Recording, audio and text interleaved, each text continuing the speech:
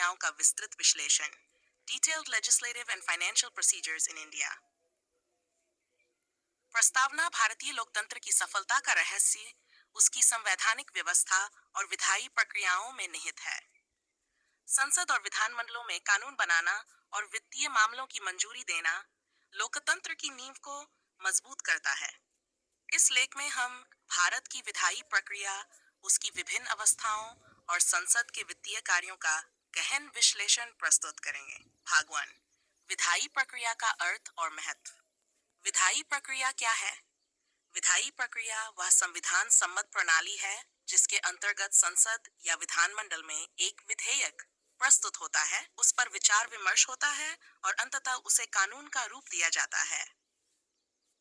महत्व: लोकतांत्रिक नियंत्रण, कार्यपालिका पर विधायी निगरानी, नीति निर्माण का माध्यम, नागरिकों के अधिकारों की रक्षा, प्रशासनिक जवाबदेही सुनिश्चित करना। भाग 2, विधेयकों के प्रकार।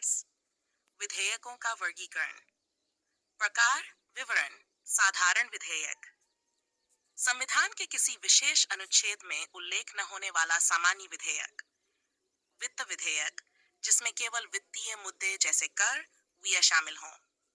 धन विधेयक, अनुच्छेद 1 के अनुसार जिसमें केवल राजस्व और व्यय से संबंधित बातें हों। संविधान संशोधन अमेंडमेंट बिल, संविधान में संशोधन करने के लिए प्रस्तावित विधेयक।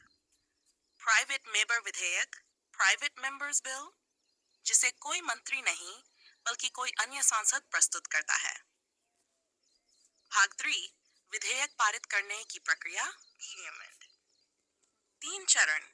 1, प्रथम पठन, विधेयक का नाम उद्देश्य पर आ जाता है, कोई चर्चा नहीं होती।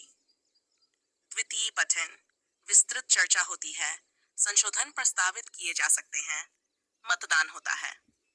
तृतीय पठन, थर्ड रीडिंग, अंतिम रूप से विचार कर विधेयक पारित किया जाता है। फिर विधेयक दूसरी सदन में जाता है।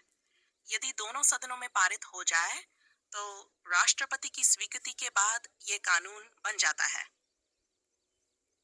भाग 4, धन विधेयक और विशेष प्रक्रियाएं। धन विधेयक केवल लोकसभा में प्रस्तुत किया जा सकता है। राज्यसभा केवल सिफारिशें दे सकती है जिन्हें लोकसभा मानने को बाध्य नहीं है। राष्ट्रपति की अनुमति आवश्यक है। विशेष बातें, तत्व, धन विधेयक, वित्त विधेयक, साधारण विधेयक कहाँ प्रस्तुत होता है? केवल लोकसभा, कोई भी सदन, राज्यसभा की भूमिका सीमित, समान, राष्ट्रपति की अनुशंसा अनिवार्य, आवश्यक नहीं। भाग 5, संसद की वित्तीय शक्तियां। संसद की वित्तीय शक्तियों के प्रकार। बजट पारित करना, हर वर्ष फरवरी में संसद में बजट पेश किया जाता है। इसमें राजस्व और व्यय का विवरण होता है। अनुदान मांग फॉर ग्रांट्स, मंत्रालयों के लिए धन की मांगे अलग अलग प्रस्तुत होती हैं। 3, अनुपूरक अनुदान, सप्लीमेंट्री ग्रांट्स, यदि किसी मंत्रालय को अतिरिक्त धन चाहिए तो यह प्रस्तावित होता है। 4, अंतरिम बजट, जब पूर्ण बजट पेश नहीं हो पाया हो तब कुछ महीनों के लिए धनराशि की अनुमति। भाग 6, वित्तीय प्रक्रिया का चरणबद्ध विवरण। 1, बजट का प्रस्तुतिकरण, वित्त मंत्री आम बजट लोकसभा में प्रस्तुत करता है।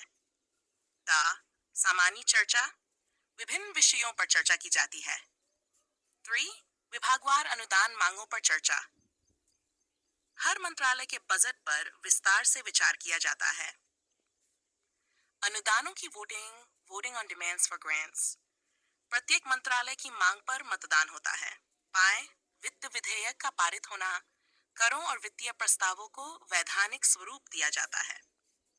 भाग 7, राज्य विधानमंडलों में विधायी प्रक्रिया, राज्यों में भी यही प्रक्रिया अपनाई जाती है।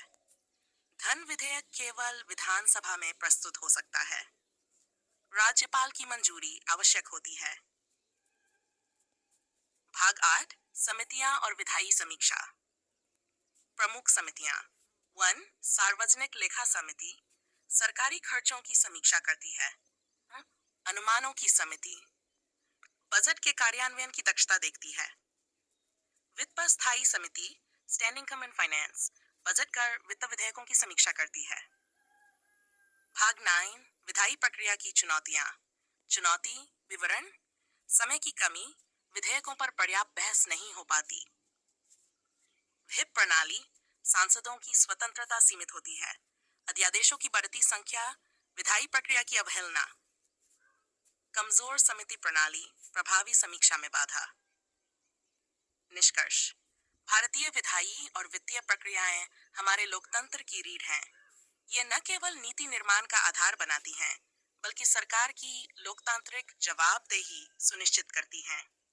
हालांकि इसमें कुछ चुनौतियां हैं, लेकिन यदि समितियों को सशक्त किया जाए और सांसदों को अधिक स्वतंत्रता दी जाए, तो यह व्यवस्था और अधिक प्रभावशाली हो सकती है।